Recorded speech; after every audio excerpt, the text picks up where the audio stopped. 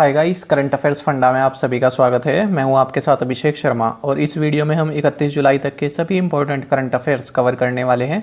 हमेशा की तरह आप वीडियो को अंत तक जरूर देखिएगा, आज भी आपको काफ़ी कुछ जानने के लिए मिलेगा। साथ ही गाइस, इस सेशन को शुरू करने से पहले आप सभी को बताना चाहूँगा, यदि आप हमारी daily current affairs PDF, weekly PDF और मंथली पीडीएफ चाहते हैं तो इस वीडियो के फर्स्ट कमेंट में दिए गए लिंक पर क्लिक करके पा सकते हैं। ज़्यादा जानकारी के लिए आप इस स्लाइड पर दिए गए सभी पॉइंट्स को जरूर पढ़ें और कोई भी आपका डाउट हो, कुछ भी आप पूछना चाहें तो हमें कमेंट बॉक्स में ज़रूर लिखें। तो चलिए फिर करते हैं शुरुआत इस वीडियो सेशन की। किस राज्य ने आयुष आधारित आर्थिक उन्नयन स्कीम देवरण्य योजना तैयार की है? ऑप्शंस आपके सामने हैं और सही आंसर होगा option D. So Madhya Pradesh has prepared the AYUSH based economic upgradation scheme Devaranya Yojana. जानते हैं इसके बारे में।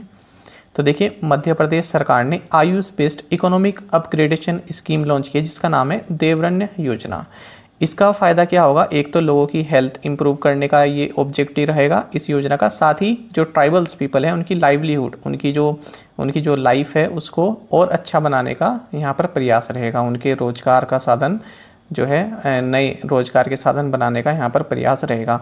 आयुष का मतलब होता है आयुर्वेदा, योगा एंड नेचुरोपैथी, यूनानी, सिद्ध एंड होम्योपैथी। ये आप याद रखिएगा कि आयुष का मतलब क्या होता है। साथ ही आपको जानना चाहिए, मध्य प्रदेश के सीएम शिवराज सिंह चौहान है, गवर्नर हैं यहाँ के मंगूभाई सी पटेल और कैपिटल है भोपाल। तो जो ये देवरण्य योजना है, इसमें जैसे Ayush based health and wellness centre खोल दिए जाएँ या फिर जो आयुर्वेदिक जड़ी बूटियाँ हैं उसके सेंटर खोल दिए जाएँ। तो ये जो ट्राइबल पीपल्स होते हैं ये आयुर्वेदिक जड़ी बूटियाँ इकट्ठी करते हैं, तो इससे इनको भी जो है थोड़ा मनी वगैरह मिल जाएगा। अच्छा, अब बात करते हैं हम मध्य प्रदेश की। तो मध्य प्रदेश से जुड़े अगर हम स्टैटिक जीके की बात करें, जो इंपॉर्टेंट पॉइंट्स होते हैं वही हम यहाँ पर डिस्कस करते हैं। Bandhavgarh national park, Kanha national park, Satpura national park, Sanjay national park, Madhav national park, Van Vihar national park, Panna national park, Pench national park, Pachmarhi biosphere reserve, Amarkantak biosphere reserve, ये सभी मध्य प्रदेश में है। साथ ही Khajuraho group of monuments, great stupa of Sanchi and Omkareshwar dam reservoir, ये सभी मध्य प्रदेश में और आपके लिए काफ़ी इंपॉर्टेंट है जानना। साथ ही आपको जानना चाहिए, महाकालेश्वर ज्योतिर्लिंग काफ़ी फेमस ज्योतिर्लिंग है, ये उज्जैन में है, आपने नाम सुना होगा। और उज्जैन शिप्रा नदी के तट पर है। ये कई बार पूछा जाता है कि शिप्रा नदी के तट पर कौन सी सिटी है, तो आंसर होगा उज्जैन। साथ ही आपको जानना चाहिए, देवी अहिल्याबाई होलकर एयरपोर्ट, ये तो कई बार पूछा जा चुका है, बैंक के एग्जाम में पूछा जा चुका है और जो वैसे एग्जाम होते हैं एसएससी वगैरह के, रेलवेज के, उनमें ही पूछ लिया जाता है कि देवी अहिल्याबाई होलकर एयरपोर्ट कहाँ पर है, तो मध्य प्रदेश में है। साथ ही राजा भोज इंटरनेशनल एयरपोर्ट भी मध्य प्रदेश में स्थित है। फिर है फ्रेंड्स भीमबेटका रॉक शेल्टर्स, ये भी मध्य प्रदेश में है और आप यकीन कीजिएगा इसकी डिस्कवरी किसने की थी, किसने इन जो भीमबेटका रॉक शेल्टर्स हैं इनको डिस्कवर किया था? ये आपके पीसीएस से लेकर और जो आपके स्टेट लेवल के एग्ज़ाम होते हैं, ये जो एसएससी एग्ज़ाम होते हैं और जो स्टेट के और एग्ज़ाम होते हैं, यहाँ पर भी पूछा जाता है कि इसकी डिस्कवरी किसने की थी। कई बार तो ये मेरे सामने ही आ गया है क्वेश्चन, तो आप याद रखिएगा, भीमबेटका रॉक शेल्टर्स इसको डिस्कवर किया था डॉक्टर विष्णु वाकानकर ने। साथ ही यहाँ पर एंशियंट सिटी है मांडू, ये पुरानी सिटी है, एंशियंट है। और साथ ही फ्रेंड्स यहाँ पर 750 मेगावाट का रेवा सोलर पावर प्लांट भी स्थित है। आगे बढ़ते हैं। BRICS counter terrorism working group की छठी बैठक की अध्यक्षता किसने की है? ऑप्शंस आपके सामने हैं, एस जयशंकर, राजनाथ सिंह, मीनाक्षी लेखी या फिर महावीर सिंघवी। सो सही आंसर होगा option D. So Mahavir Singhvi chaired the 6th meeting of the BRICS counter terrorism working group. जानते हैं इसके बारे में। देखिए फ्रेंड्स, सबसे पहले तो आप ये जान लीजिए कि ब्रिक्स की जो 2021 की जो प्रेसिडेंसी है, जो अध्यक्षता कर रहा है वो भारत कर रहा है। तो अब ब्रिक्स के आगे चाहे यहाँ पर फॉरेन मिनिस्टर्स की मीट हो या डिफेंस मिनिस्टर्स की मीट हो, तो आंसर उसका इंडिया ही रहेगा। तो अब देखिए, जो 6th मीटिंग है BRICS counter terrorism working group, ये 28 से 29 जुलाई 2021 के बीच हुई है भारत की चेयरमैनशिप में या फिर प्रेसिडेंसी में आप कह सकते हैं। तो इसमें भारत की, तो इसको चेयर किसने किया है, इसकी अध्यक्षता की है महावीर सिंघवी ने। महावीर सिंघवी कौन है? जो मिनिस्ट्री ऑफ एक्सटर्नल अफेयर्स है भारत की, इसमें काउंटर टेररिज्म के जॉइंट सेक्रेटरी हैं। किस राज्य ने माईगव मेरी सरकार पोर्टल को लॉन्च किया है? ऑप्शंस आपके सामने हैं, बिहार, आसाम, उत्तराखंड या फिर उत्तर प्रदेश। सही आंसर होगा option D. So Uttar Pradesh state government launched the my gov Meri Sarkar portal. तो उत्तर प्रदेश के चीफ मिनिस्टर योगी आदित्यनाथ ने इसको लॉन्च किया है माई गव मेरी सरकार पोर्टल को। तो इसका मकसद यही रहेगा जो भी स्टेट गवर्नमेंट ने जो भी पब्लिक वेलफेयर स्कीम्स को लॉन्च किया हुआ है उनका फीडबैक उन्हें प्राप्त हो सके। साथ ही जो सरकार की स्कीम्स हैं जो कि अब तक जनता तक अच्छे से नहीं पहुंची हैं उनके बारे में भी जनता को बताया जाए। आपको जानना चाहिए उत्तर प्रदेश की गवर्नर आनंदीबेन पटेल हैं और कैपिटल लखनऊ है। उत्तर प्रदेश से जुड़े अगर हम स्ट्रेटेजी की कुछ बात करें तो सबसे इंपॉर्टेंट पॉइंट आपके लिए ये जानना है, उत्तर प्रदेश को पहले यूनाइटेड प्रोविंसेस के नाम से जाना जाता था और 1950 में फिर इसका जो नाम बदलकर उत्तर प्रदेश कर दिया गया था। साथ ही आपको जानना चाहिए कथक डांस उत्तर प्रदेश से ही ओरिजिनेट माना जाता है कि यहीं से इसकी शुरुआत हुई थी। और साथ ही यहाँ पर एक काफ़ी फेमस कैटल फेयर लगता है, जो कहाँ पर लगता है ये बटेश्वर आगरा डिस्ट्रिक्ट में है ये। यहाँ पर ये फेमस कैटल फेयर आयोजित किया जाता है यानी कि पशु मेला। साथ ही दुधवा नेशनल पार्क यहाँ पर है, एक ही नेशनल पार्क है उत्तर प्रदेश में, उसका नाम है दुधवा नेशनल पार्क। साथ ही नवाबगंज बर्ड सेंचुरी है यहाँ पर, नेशनल चंबल सेंचुरी है जो कि ट्राई पॉइंट पर स्थित है। ये मध्य प्रदेश, राजस्थान और उत्तर प्रदेश इन तीनों स्टेट के एरिया को कवर करती है। साथ ही महावीर स्वामी सेंचुरी है और चंद्रप्रभा सेंचुरी भी उत्तर प्रदेश में लोकेटेड है। आपको जानना चाहिए सूर सरोवर रामसर वेटलैंड भी यहाँ पर है, तो इसको सूर सरोवर को हाल ही में रामसर साइट का दर्जा दिया गया है। और रिहांड डैम भी यहाँ पर है, जो रिहांड नदी है इसी पर बना हुआ है। रिहांड जो है ये सोन रिवर की ट्रिब्यूटरी है और इस रिहांड डैम को गोविंद बल्लभ पंत सागर भी बोला जाता है, गोविंद बल्लभ पंत सागर रिजर्वायर भी बोला जाता है। इंदिरा नेवी भारत और किस देश के बीच द्विवार्षिक द्विपक्षीय समुद्री अभ्यास है? ऑप्शंस आपके सामने हैं, सही आंसर होगा option C. So Indra navy is a biennial bilateral maritime exercise between India and Russia. तो देखिए भारत और रशिया के बीच में जो इंद्र नेवी एक्सरसाइज होती है, नवल एक्सरसाइज होती है, इसका ये 12वां एडिशन रहा है बाल्टिक सी में। तो ये है बाल्टिक सी और ये जो 3 कंट्रीज आप देख रही हैं एस्टोनिया, लातविया और लिथुआनिया, इन तीनों को बोलते हैं बाल्टिक स्टेट्स। तो ऑप्शंस में कभी कभी कर देता है, पूछ ले जाता है, 4 ऑप्शन दे दिए जाते हैं और इस तरह से पूछ ले जाता है कि निम्नलिखित में से कौन एक बाल्टिक कंट्री नहीं है। तो आप याद रखिएगा ये तीनों हैं और जो 4th ऑप्शन होगा वो नहीं होगा। साथ ही आपको जानना चाहिए इंदिरा नेवी ये जो नवल एक्सरसाइज है ये 2003 में शुरू की गई थी और भारत की ओर से इसमें INS तबर इसने पार्टिसिपेट किया है। भारतीय नौसेना और इंडोनेशियाई नौसेना के बीच भारत इंडोनेशिया समन्वित गश्त यानी कि कॉर्पेट का कौन सा संस्करण हिंद महासागर में शुरू हुआ है? ऑप्शंस आपके सामने हैं और सही आंसर होगा option C. So 36th edition of India Indonesia coordinated patrol यानी कि CORPAT between the Indian navy and the Indonesian navy began in Indian ocean. तो यहाँ पर आपके लिए ये भी जानना जरूरी होता है कि कहाँ पर हुआ है। जैसे ये हुआ है इंडियन ओशन में, इससे पहले वाला जो हमने इंदिरा नेवी वाला क्वेश्चन देखा था वो हुआ था बाल्टिक सी में। तो कब अब जो है जो लेटेस्ट ट्रेंड में जो क्वेश्चन बनते हैं वो यही बनते हैं कि किस जगह पर हुआ है, लोकेशन आपको बतानी पड़ती है कौन से ओशन में हुआ है। तो याद रखिएगा इंडियन ओशन में ये हुआ है। तो 36th एडिशन रहा है ये, इसका एडिशन भी पूछ ले जाता है इंडिया और इंडोनेशिया के बीच में। और भारत की ओर से INS सरयू इसमें पार्टिसिपेट कर रहा है और इंडोनेशिया की तरफ से KRI बुंग तोम्बो ये पार्टिसिपेट कर रहा है। ये इतना इंपॉर्टेंट नहीं है जानना, भारत की ओर से कौन कर रहा है ये ज़्यादा इंपॉर्टेंट है। भारत ने तेल और गैस सार्वजनिक उपक्रमों जिन्हें विनिवेश के लिए सैद्धांतिक मंजूरी मिली है में कितने % FDI को मंजूरी दी है? इंपॉर्टेंट क्वेश्चन है आपके लिए और सही आंसर होगा option D. The government approved 100% FDI in oil and gas PSUs which have received in principle approval for strategic disinvestment। देखिए क्वेश्चन का मतलब क्या है, कुछ इस तरह की कंपनीज़ हैं ऑयल एंड गैस से जुड़ी हुई, कुछ पब्लिक सेक्टर कंपनीज़ हैं जिनका आप डिसइन्वेस्टमेंट होना है या फिर आप कह सकते हैं इसके अलावा प्राइवेटाइजेशन होना है। तो उन कंपनीज़ में 100% FDI मंजूरी दी गई है। ये क्वेश्चन कहने का ये मतलब है इस क्वेश्चन का।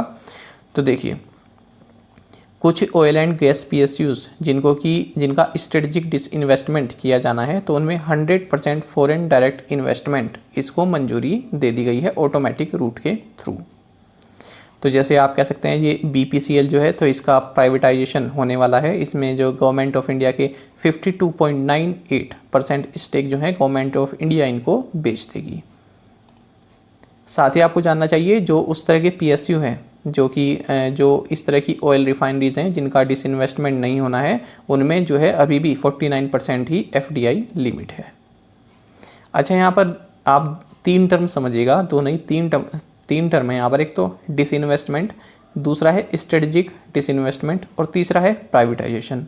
देखिए, डिसइन्वेस्टमेंट का मतलब क्या होता है, सरकार जो है अपना थोड़ा सा बर्डन कम करने के लिए, जो फाइनेंशियल बर्डन हो गया है उसको थोड़ा कम करने के लिए जो सरकार की हिस्सेदारी है किसी कंपनी में, जो सरकारी कंपनी है उसमें जो उसकी हिस्सेदारी है उसका कुछ हिस्सा जो है सरकार बेच देती है, यानी कि 50% से कम हिस्सा सरकार उसमें बेच देती है। सरकार के पास अभी भी उस कंपनी का कंट्रोल है, बस सरकार थोड़ा सा हिस्सा बेचकर थोड़ा सा वहाँ से पैसा जो है ले लेती है, तो उसको बोलते हैं डिसइन्वेस्टमेंट। अब बात आती है स्ट्रेटेजिक डिसइन्वेस्टमेंट और प्राइवेटाइजेशन की। तो दोनों ही फ्रेंड्स एक दूसरे के आप कह सकते हैं कि सिनोनिम हैं, दोनों का मतलब एक ही होता है। तो क्या मतलब होता है स्ट्रेटेजिक डिसइन्वेस्टमेंट या फिर प्राइवेटाइजेशन का? इसका मतलब होता है कि आप जो है 50% से ज़्यादा या फिर 51% या इससे ज़्यादा की हिस्सेदारी आप बेच दे रहे हो, ठीक है, दूसरी कंपनी को दे रहे हो, यानी कि प्राइवेट हैंड्स में आप दे रहे हैं। या तो आप 51% या 50% से ज़्यादा की आप दे रहे हो, या फिर आप 100% जो है उस कंपनी से बाहर निकल जा रहे हो, प्राइवेट एंटिटीज़ के हाथ में दे रहे हो, तो उसको बोलते हैं प्राइवेटाइजेशन या फिर स्ट्रेटेजिक डिसइन्वेस्टमेंट। तो अब जो है इस कंपनी की ओनरशिप पूरा का पूरा प्राइवेट प्लेयर्स के हाथों में चला जाता है, उसका जो कंट्रोल है, जो भी मैनेजमेंट है, वो सब प्राइवेट हैंड्स में चला जाता है। आई होप आप समझ गए होंगे कि मतलब क्या है डिसइन्वेस्टमेंट का और स्ट्रेटेजिक डिसइन्वेस्टमेंट या फिर प्राइवेटाइजेशन का। आगे बढ़ते हैं। किसके लिए गरिमा गृह स्थापित किए जा रहे हैं? ऑप्शंस आपके सामने हैं और सही आंसर होगा option B. So Garima Grehs are being set up for transgender persons, और ये ministry of social justice and empowerment के द्वारा सेटअप किए जा रहे हैं। तो देखिए, गरिमा गृह जो हैं ये ट्रांसजेंडर पर्सन्स के लिए सेटअप किए जा रहे हैं और मकसद यही है कि इनको जो है safe and secure shelter provide कराया जा सके। आपको जानना चाहिए ministry of social justice and empowerment के जो मिनिस्टर हैं, जो यूनियन कैबिनेट मिनिस्टर हैं, ये वीरेंद्र कुमार कथिक, और जो इसमें मिनिस्टर ऑफ स्टेट हैं यानी कि राज्य मंत्री हैं ये हैं ए नारायण स्वामी, रामदास अठावले और प्रतिमा भौमिक। किन देशों ने संयुक्त रूप से तीसरी आर्कटिक विज्ञान मंत्री स्तरीय बैठक का आयोजन किया? ऑप्शंस आपके सामने हैं, सही आंसर होगा option B. So Iceland and Japan jointly organised the third Arctic science ministerial meeting. देखिए, जो मिनिस्टर हैं भारत सरकार में जितेंद्र सिंह, तो उन्होंने ये जो सूचना है ये पार्लियामेंट में दी है। तो उन्होंने कहा है कि जो third Arctic science ministerial meeting हुई थी इसको आइसलैंड और जापान ने ऑर्गेनाइज़ किया था और जापान ने इसको वर्चुअली होस्ट किया था। तो इसमें भारत ने भी पार्टिसिपेट किया है, ये जानकारी इन्होंने संसद में दी है। इसी के साथ इन्होंने एक जानकारी और दी थी, इन्होंने कहा था कि जो इंडिया जो अपना निसार जो ये प्रोजेक्ट लॉन्च करने वाला है, निसार का मतलब है NASA ISRO synthetic aperture radar satellite, तो भारत इसको जो है 2023 की शुरुआत में लॉन्च करेगा। अब इस निसार का जो उद्देश्य है, इसका उद्देश्य ये है कि जो भी लैंड सर्फेसेस में जो चेंजेस आए हैं, जो हमारा लैंड सर्फेस है उसमें जो भी चेंजेस आए हैं उनको स्टडी करना, उनको मेज़र करना, किसके थ्रू? एडवांस्ड रेडार इमेजिंग के थ्रू। आरबीआई ने Madgaon urban cooperative bank limited का लाइसेंस रद्द कर दिया है। आपको बताना है कि यह बैंक किस राज्य में स्थित है। ऑप्शंस आपके सामने हैं और सही आंसर होगा option A. The RBI has cancelled the licence of the Madgaon urban cooperative bank limited. This bank is based in Goa. तो गोवा का ये बैंक है और इसका आरबीआई ने लाइसेंस रद्द कर दिया है, क्योंकि आरबीआई को जो है ये आभास हो गया है कि ये अपने जो भी डिपॉजिटर्स हैं जिनका पैसा इस बैंक में है उनको उनका पैसा वापस नहीं दे सकता। आपको जानना चाहिए, ऐसा नहीं है कि अब पैसा डूब गया है, जो डिपॉजिटर्स हैं उनको deposit insurance and credit guarantee corporation ये जो है उनको कंपनसेट करेगी। तो 5 लाख रुपए तक का कवर यहाँ पर प्रोवाइड कराया जाता है इसके द्वारा। तो हमारा जो भी डिपॉजिट बैंक में कवर होता है वो इंश्योर्ड होता है, तो सरकार उसको इंश्योर्ड करके रखती है, उसको बीमा देकर रखती है। किसके द्वारा? Deposit insurance and credit guarantee corporation के द्वारा। और हाल ही में आपको जानना चाहिए यूनियन कैबिनेट ने deposit insurance and credit guarantee corporation bill 2021 इसको मंजूरी दे दी है। तो इसके तहत क्या है कि जो 5 लाख रुपए तक का जो मान लीजिए कोई बैंक बंद हो गया या उसका लाइसेंस कैंसिल कर दिया गया, तो जो 5 लाख रुपए तक का जो मनी है डिपॉजिटर्स की, वो ये DIGC प्रोवाइड कराती है। और अब इस बिल को मंजूरी देने के बाद ये 90 दिन के अंदर अंदर आपको आपका पैसा मिल जाएगा। तो इस बिल को जो है इन्होंने अप्रूव कर दिया है। तो याद रखिएगा 90 दिन के अंदर अंदर। निम्नलिखित में से कौन एक नई रोबोटिक्स कंपनी इंट्रिंसिक लॉन्च करेगा? ऑप्शंस आपके सामने हैं और सही आंसर होगा option C. So Alphabet will launch a new robotics company Intrinsic. तो अल्फाबेट जो कि गूगल की पेरेंट कंपनी है, ये एक रोबोटिक्स कंपनी लॉन्च करेगा जिसका नाम है इंट्रिंसिक। तो ये जो इंडस्ट्रियल रोबोट्स होते हैं, इंडस्ट्रियल रोबोट्स को के लिए जो सॉफ्टवेयर बनाए जाते हैं उस पर फोकस रहेगी। आपको जानना चाहिए अल्फाबेट, इसका हेडक्वार्टर्स कैलिफोर्निया US में है और CEO हैं सुंदर पिचाई। निम्नलिखित में से कौन भारत में फास्ट मूविंग कंज्यूमर गुड्स यानी FMGC कंपनियों में सबसे अधिक चुने गए ब्रांड के रूप में उभरा है? सही आंसर होगा option A. So Parle has emerged as the most chosen brand among the fast moving consumer goods companies in India.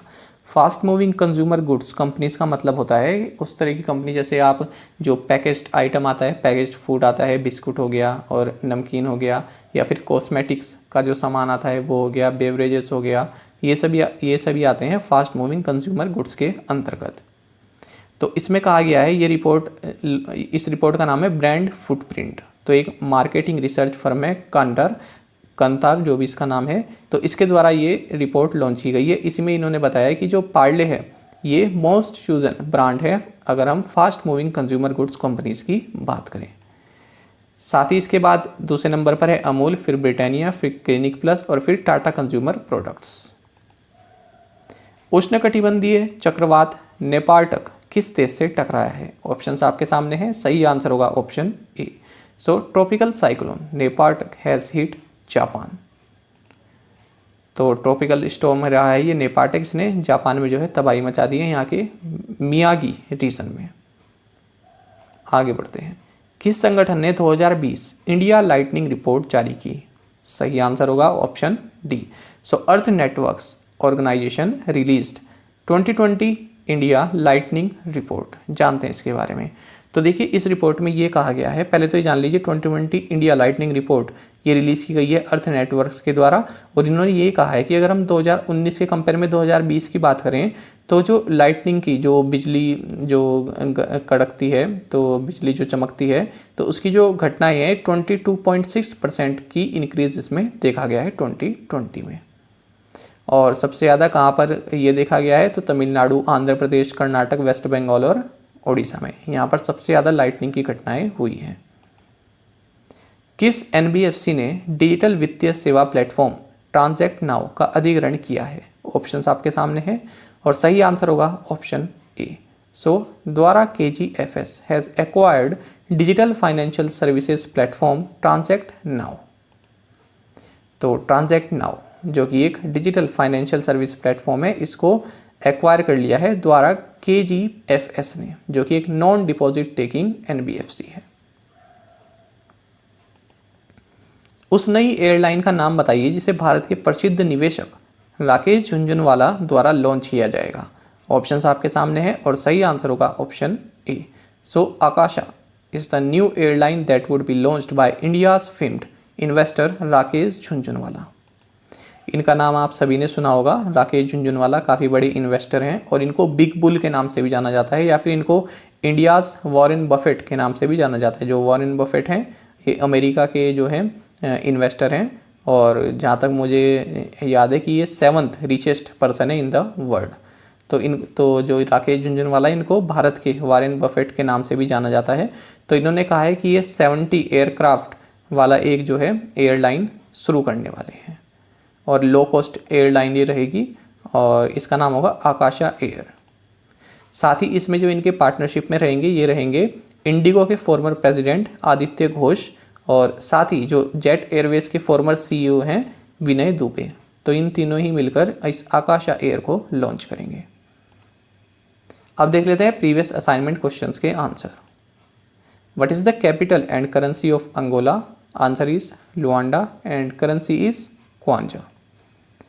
Gymnast Simone Biles is from which country? Answer is US. तो friends काफ़ी उच्च level की, उच्च दर्जे की gymnast हैं ये। तो इन्होंने टोक्यो ओलंपिक से मेंटल हेल्थ के कारण जो है अपना नाम वापस ले लिया है। इससे पहले आप जानते होंगे कि जैसे जो टेनिस के टूर्नामेंट हुए हैं इससे पहले, उनमें जो जापान की नाओमी ओसाका हैं उन्होंने अपना नाम वापस ले लिया था। हालांकि वो ओलंपिक में खेली और ओलंपिक से वे बाहर हो गई हैं। India aims to eliminate hepatitis by which year? Answer is 2030। Which state has the highest number of tigers in India? Answer is Madhya Pradesh. Grand Ethiopian renaissance dam, जिसे मिलेनियम डैम भी कहा जाता है, ये किस रिवर पर है? तो ये ब्लू नाइल रिवर पर है। और आप में से कई एस्पिरेंट्स ने बिल्कुल सही आंसर दिया है पांचों ही क्वेश्चंस का। अब देख लेते हैं आज के असाइनमेंट क्वेश्चंस। और अगर फ्रेंड्स आपको हमारा कंटेंट अच्छा लगता है तो आप वीडियो को लाइक भी कर सकते हैं। What is the capital and currency of Uganda? Korfo lake seen in news recently is in which country? Which film won Palme d'Or prize in Cannes film festival? इसको फ्रेंड्स ना तो कांस बोलते हैं ना ही कैंस बोलते हैं, इसको बोलते हैं कान। तो कान फिल्म फेस्टिवल में किसने पाल्मे डियोर प्राइज किस फिल्म ने जीता है ये आपको बताना है। साथ ही which country hosted 2021 G20 culture ministers meeting? NASA's InSight mission studies the deep interior of which planet? तो इसमें बताना है जो नासा का इनसाइट मिशन है ये किस प्लैनेट से संबंधित है ये आपको बताना है। और इसमें बताना है 2021 का जो G20 कल्चर मिनिस्टर्स मीटिंग है इसको कौन होस्ट कर रहा है। तो इन पांचों क्वेश्चंस के आंसर आप हमें कमेंट बॉक्स में ज़रूर बताइएगा। अगर आपको एक क्वेश्चन का आंसर भी आता है तो वो भी आप हमें कमेंट बॉक्स में बता सकते हैं।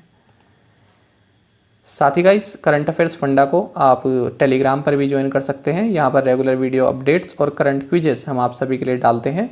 साथ ही डिस्कशन ग्रुप में आप किसी भी क्वेश्चन का सोल्यूशन पा सकते हैं। दोस्तों यहाँ पर हमारे करंट अफेयर्स की प्लेलिस्ट दी गई है, इसको आप ज़रूर देखें अपने दोस्तों के साथ, और जो फेलो एस्पिरेंट्स हैं उनके साथ हमारे करंट अफेयर्स वीडियो को शेयर जरूर करें। और कमेंट बॉक्स में ज़रूर बताइएगा आपको आज का हमारा करंट अफेयर्स का सेशन कैसा लगा। Thank you guys.